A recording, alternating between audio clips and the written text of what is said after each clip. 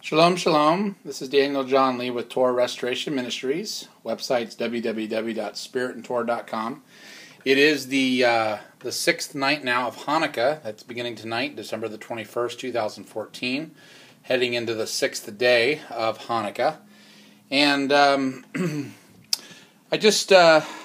wanted just to talk real briefly. There's a movement in the Messianic circles, or at least some of the Messianic circles, where people in the Hebrew roots and Messianic movements are saying that, we shouldn't keep Hanukkah because it's not one of the 7 feasts that's in Leviticus 23, and it was sort of added in by the Jews, and it's a very Jewish feast and doesn't have anything to do with the Torah per se, and there's a lot of different people who are saying that, and I just want to say that that's completely wrong. First of all, we know Hanukkah is a biblical feast because Yahshua observed Hanukkah. And we can see that very clearly in John 10:22. Yahshua went right up, not only to Jerusalem, but right up to the temple to teach and to contend with the Pharisees.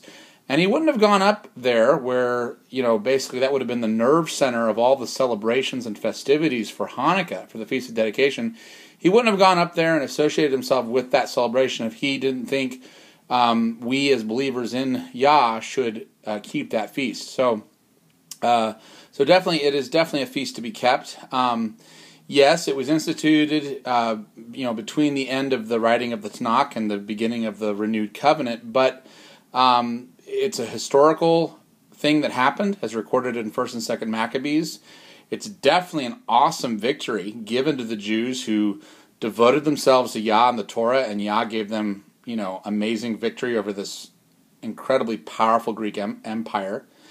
And the fact that Yahshua kept this feast and taught at the temple specifically on this feast, and that the Apostle John specifically notes that it's the Feast of Dedication, Hanukkah, that Yahshua is teaching.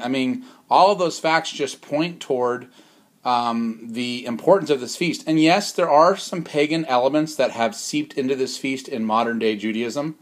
But, again, as I think I mentioned on the first night of Hanukkah, you can remove those pagan elements and come back to the purity of Hanukkah and keep it in the way it's supposed to be kept. It is a feast of dedication, of rededicating your heart to Yah, a feast of cleansing and purity and getting pure before Yah, staying pure before Yah, cleansing out your temples. And it's a joyous feast. It's a time to, buy good food and sing and dance and be with your friends and family. And, it's a time of great joy and celebration. It's a second Sukkot, as I talked about last night. So I firmly reject all Messianics or Hebrew roots people who say that we should not keep Hanukkah. I think Hanukkah is just as important as the 7 major feasts in Leviticus 23, just as important as Passover or Sukkot. And I believe Hanukkah will have a prophetic significance, just like Apostle Paul, Shaul talks about in Colossians 2, that these feasts are shadows of things to come. I think he's also referring to Hanukkah, the Feast of Dedication, that this feast will have a future fulfillment. And specifically, I believe that the temple that Yahshua builds and will be ruling over in the millennial kingdom, I believe that temple will be dedicated on the very first Hanukkah of the 1,000-year reign of the millennial kingdom.